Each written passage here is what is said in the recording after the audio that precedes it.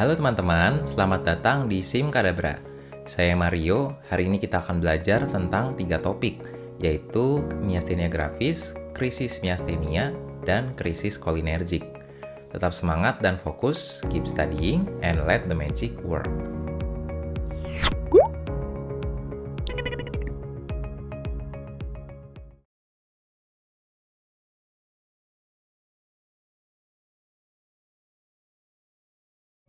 Oke, hari ini kita akan membahas mengenai topik yang menarik ya, yaitu miastenia gravis, krisis miastenia, dan krisis kolinergik. 3 kondisi ini kerap kali sering berhubungan, tapi krisis kolinergik bisa juga terjadi tidak berhubungan dengan miastenia ya. Nah, nanti kita akan bahas kenapa bisa begitu. Nah, miastenia gravis ini adalah salah satu penyakit neuromuscular junction atau NMJ yang paling umum terjadi pada otot skelet. Singkatnya, miastenia ini akan menyebabkan kelumpuhan otot ya. Nah, kalau kelumpuhan ototnya semakin parah hingga mengakibatkan gagal nafas dan butuh intubasi, maka kita sebut dia krisis miastenia. Insidensinya 20 kasus per 100.000 populasi dengan distribusi usia yang bimodal. Nah, distribusi ini sebenarnya cukup aneh ya teman-teman. Jadi kalau pada wanita, itu biasanya di usia muda, yaitu kurang dari 40 tahun. Tapi kalau pada pria, biasanya di usia tua, yaitu lebih dari 50 tahun. Belum bisa dipastiin kenapa bisa terjadi distribusi yang bimodal seperti ini. Kalau di daerah Asia, hingga 50% dari kasus itu terjadi pada usia kurang dari 15 tahun. Jadi, relatif muda ya. Nah, konsep dari NMJ itu mungkin masih cukup asing buat teman-teman ya. Di sini saya akan jelaskan secara singkat. Jadi NMJ itu terdiri dari akson terminal, neuron motorik, dan sel otot targetnya. Satu sel otot skelet itu sama dengan satu serabut otot skelet. Nanti satu serabut itu dibagi lagi jadi beberapa segmen sarkomer. Dan masing-masing sarkomer itu punya aktin dan miosin, yaitu filamen-filamen ya, protein yang akan saling berjalin untuk menciptakan kontraksi. Di daerah pertemuan antar akson dan otot, itu ada area khusus yang disebut motor end plate. Nah, di sini saya ilustrasikan itu bagian yang cekung ini. Seperti sel pada umumnya yang memiliki membran sel otot ini juga punya membran sel, namanya sarkolema ya. Lalu, pada setiap segmen dari serabut otot, sarkolema ini ada yang masuk ke dalam serabutnya membentuk pita. Nah, ini namanya T-tubul, atau disebut juga tubulus transversal. Otot ini kan aksis jalannya ke arah sana ya, berarti karena tubulus ini tegak lurus dengan aksis, maka disebutnya tubulus transversal. Nah, pada saat kita ingin mengkontraksikan otot secara volunter, impuls itu kan akan berjalan dari korteks somatomotorik sampai ke neuron akson terminal yang berbatasan dengan otot ini. Nah, ketika tegangan listrik sampai di sini, channel ion kalsium akan terbuka. Ion kalsiumnya masuk, sehingga terjadilah eksositosis neurotransmitter asetilkolin yang warna hijau-hijau ini. Asetilkolin ini akan menempel di sarkolema. Harus menempel di reseptornya ya teman-teman. Jadi reseptor dari asetilkolin ini di otot namanya nikotinic acetylcholine receptor. Kalau misalkan dia nggak nempel di sini, maka asetilkolin ini tidak akan ada efeknya. Nah, setelah berhasil menempel, akan terbuka channel untuk ion natrium. Natrium itu kan bermuatan positif. Kalau misalkan dia masuk, berarti tegangan potensial listrik di dalam motor end plate ini akan meningkat karena natriumnya positif. Nah, tegangan motor end plate yang naik akan membuka channel natrium di luar motor end plate yang bisa lebih banyak mengalirkan natrium untuk masuk. Akhirnya tegangan di daerah ini juga naik sehingga channel natrium di sebelahnya juga ikut terstimulasi untuk membuka. Setelah channel di sebelahnya membuka, potensial dari daerah yang baru dilalui tadi akan kembali normal melalui keluarnya ion kalium. Nah, ini terjadi bersamaan di kedua sisi dari motor end plate. Proses masuknya ion natrium yang menjalar ini menyebabkan terjadinya gelombang depolarisasi yang menjalar ke sepanjang otot. Tidak hanya di otot saja, gelombang ini juga masuk ke T-tubul yang tadi. Tegangan yang meningkat di T-tubul ini akan menyebabkan pelepasan kalsium dari sarkoplasmik retikulum ke dalam jaringan otot. Nah, kalsium yang masuk ini baru akan menyebabkan kontraksi. Nah, Asetilkolin ini setelah menjalankan fungsinya nggak bisa dibiarin bertebaran terus seperti ini teman-teman. Nanti ototnya kan jadi kontraksi terus. Dan kontraksi yang terjadi terus-menerus itu bukan berarti jadi lebih kuat kontraksinya. Justru ototnya itu jadi lumpuh. Karena dia tidak bisa menciptakan gerakan yang terkoordinasi. Makanya kita butuh peran enzim asetilkolin esterase untuk memecah asetilkolin ini, baik yang sudah menempel dengan reseptor maupun yang masih bebas di NMJ. Itu tadi review fisiologi NMJ buat modal kita mengerti tentang miastenia gravis ya. Dari sini saya akan menyebut miastenia gravis dengan singkatan MG ya teman-teman, supaya lebih singkat. Oke, jadi apa aja nih faktor yang mempengaruhi kontraksi otot? Baik untuk keberhasilan kontraksinya dan kekuatan kontraksinya. Pertama jelas fungsi neuron dan jaras motoriknya. Kalau ada lesi sentral seperti stroke, lesi perifer seperti neuropati, kemudian penyakit demyelinisasi seperti multiple sclerosis, atau ada gangguan koordinasi ya, misalnya Parkinson, lesi cerebellum, dan lain-lain, pasti kontraksi ototnya akan terganggu. Nah, yang kedua, neurotransmitter asetilkolinnya. Kalau kekurangan, nggak kuat untuk kontraksi. Kalau kebanyakan, jadi spasme, tapi lumpuh juga ototnya, ya. Lalu, asetilkolin esterasenya. Kalau misalkan kekurangan enzim ini, asetilkolin nggak dipecah, jadi kebanyakan asetilkolinnya. Tapi kalau enzimnya kelebihan, asetilkolinnya jadi terlalu banyak dipecah, sehingga dia akan kekurangan asetilkolin. Nah, yang terakhir adalah cadangan dari asetilkolin. Jadi, asetilkolin yang bisa dikeluarkan dari akson terminal itu bukannya tidak terbatas ya, teman-teman. Semakin lama durasi kontraksi dan semakin sering frekuensinya, jumlah asetilkolin yang dikeluarkan itu juga akan semakin berkurang. Nah, poin ini perlu diingat teman-teman supaya nanti bisa mengerti kunci karakteristik dari MG ya. Yang ketiga adalah faktor sarkolema dan motor end plate-nya. Ini termasuk reseptor dan ion channel yang ada di permukaannya seperti reseptor asetilkolin, serta natrium dan kalium channel. Selain itu, jumlah elektrolitnya juga berpengaruh. Kalau tidak seimbang, maka bisa terganggu juga fungsi kontraksi ototnya. Elektrolit yang berperan itu pastinya natrium, kalsium, kalium, lalu ada juga magnesium yang berperan dalam pengikatan kalsium di serabut otot ya. Nah, nomor 2, 3, dan 4 ini itu kan komponen dari NMJ. Nah, kalau nomor 5 itu sudah masuk ke struktural dalam ototnya, serta struktur penunjang seperti serabut otot, tendo, tulang, ligamen, sendi, ya, dan lain-lain. Penyakit-penyakit seperti myositis atau DMD, Duchenne Muscular Dystrophy, itu kelainannya ada di struktural serabut ototnya yang nomor 5 ini. Nah, yang terakhir teman-teman perlu tahu adalah konsep tentang motor unit. Nah, jadi motor unit itu menentukan seberapa kuat kontraksi teman-teman ya. Jadi, yang menentukan kekuatan kita untuk mengangkat misalnya beban 5 kg versus 10 kg, itu adalah motor unit ini. Nah, apa saja penyusunnya? Pertama adalah satu neuron motorik. Dia kemudian akan bercabang hingga memiliki beberapa akson terminal. Masing-masing akson terminal tadi, kita sudah lihat grafiknya, akan berhubungan dengan serabut otot. Di antara akson terminal dan serabut otot target, tadi ada NMJ-nya, ya. Nah, beberapa serabut otot yang diatur oleh satu neuron motorik, inilah yang disebut satu motor unit. Dalam satu otot seperti biceps brachii, gastrocnemius ya, dan lain-lain, tentunya ada lebih banyak dari satu motor unit. Makin banyak motor unit yang teraktivasi dalam satu waktu, maka kontraksi akan jadi makin kuat. Jadi misalnya nih, untuk kontraksi mengangkat beban 5 kilo, kita butuh satu motor unit. Tapi untuk 10 kilo, berarti kita butuh misalkan 2 motor unit. Nah, seperti itu dan seterusnya ya. Motor unit ini juga mempengaruhi ketelitian dari kontraksi yang terjadi. Contohnya misalnya gerakan mata. Dia kan harus akurat, cepat, dan terkontrol dengan baik ya.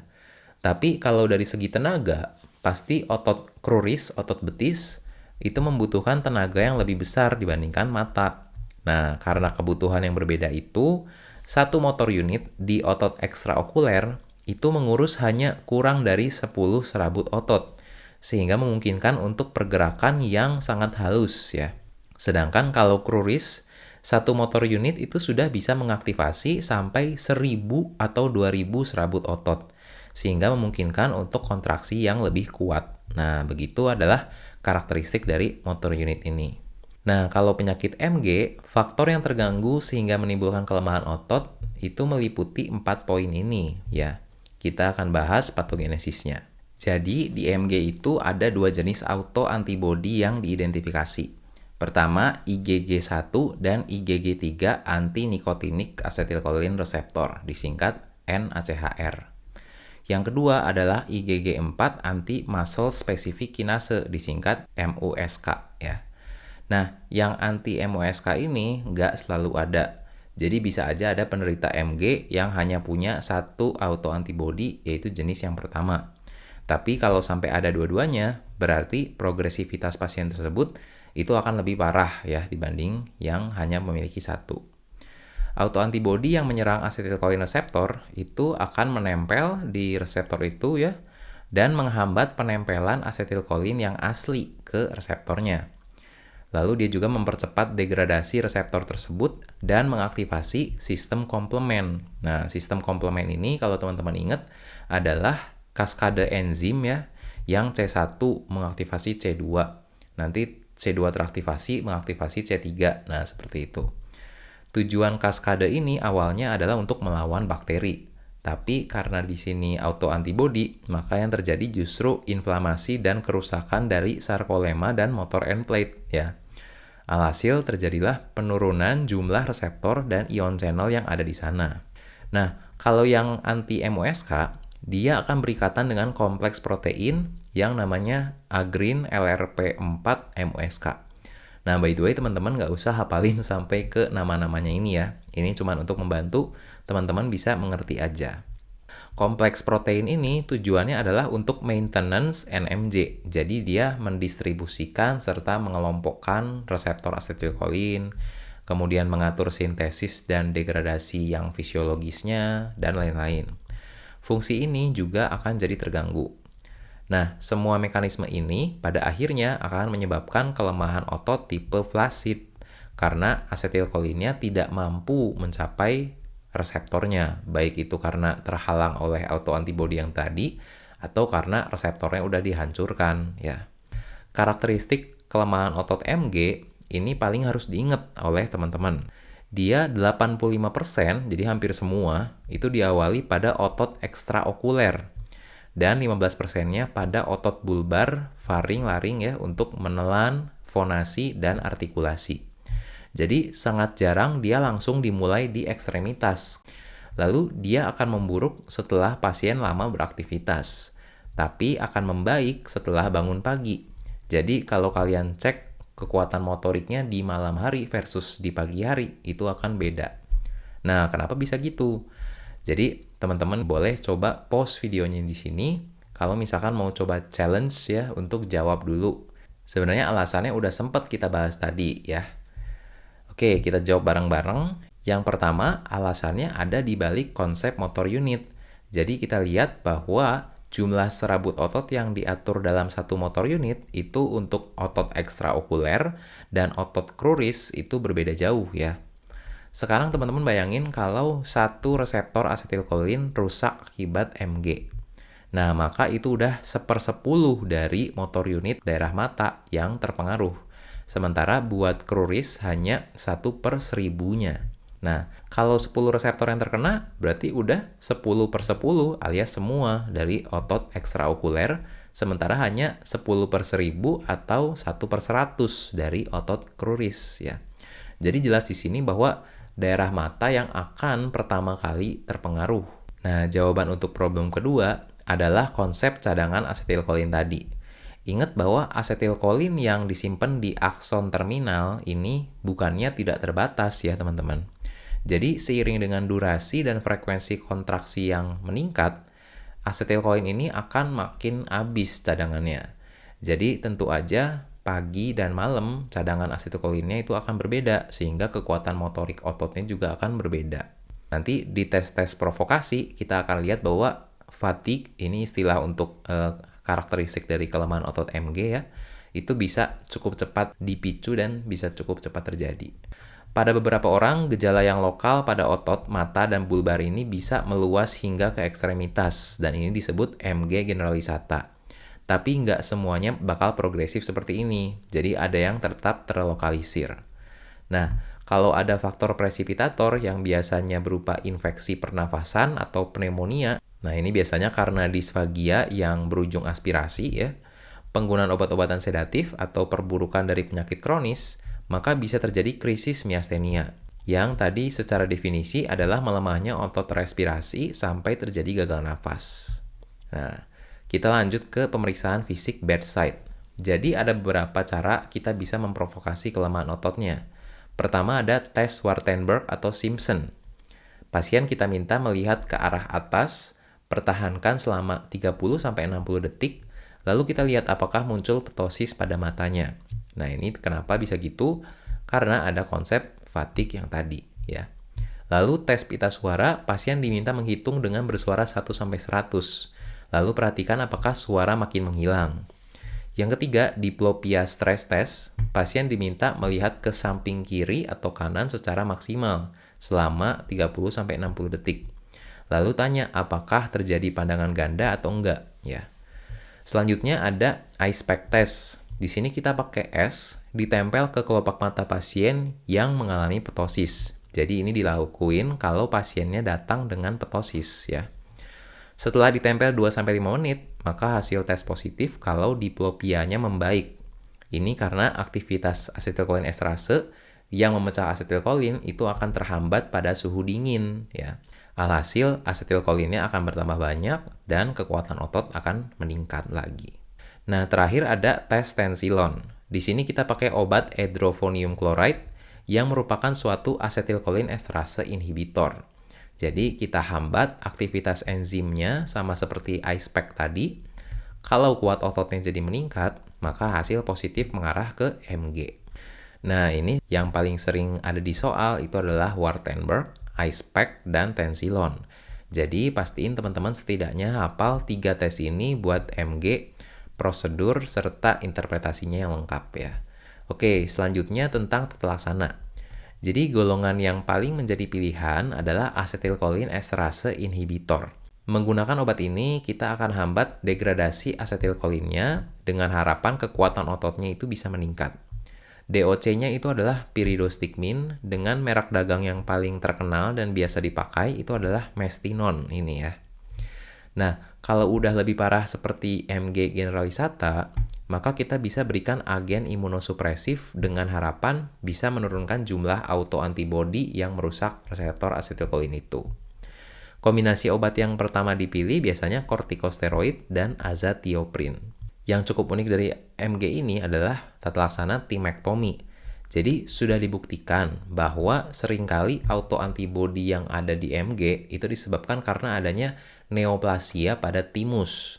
Timus itu kan organ di mana sel limfosit mengalami maturasi. Jadi gangguan pada timus ini yang menjadi cikal bakal dari terbentuknya autoantibody tadi.